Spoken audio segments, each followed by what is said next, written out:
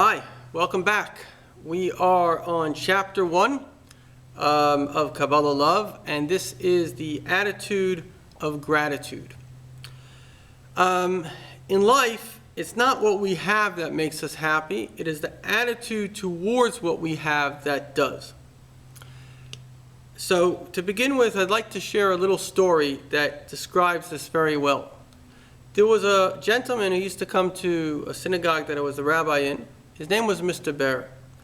And Mr. Behr came to synagogue, a very, very sweet older man. And he came into synagogue one day and he was like shaking his head like this. And he's sort of saying under his breath, I can't understand why young people don't get along these days. He was staying at the house of a congregate of mine. And they were, you could call them young people, or maybe they were middle-aged.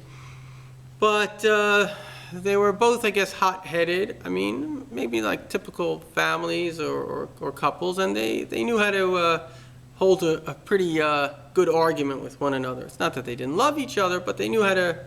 He says, so I asked him, tell me about your marriage. So he said to me that I was married for 40 years, and I never had a single argument with my wife.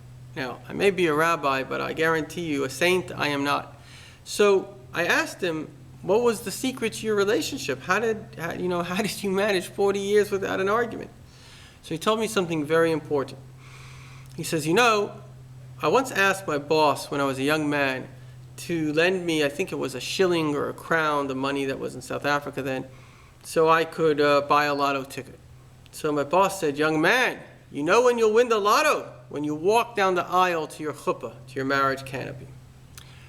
In other words, Mr. Behr taught me something exceptionally beautiful. He says the reason he had a good relationship was because he thought that by marrying his wife, he had won the lotto. Thank you.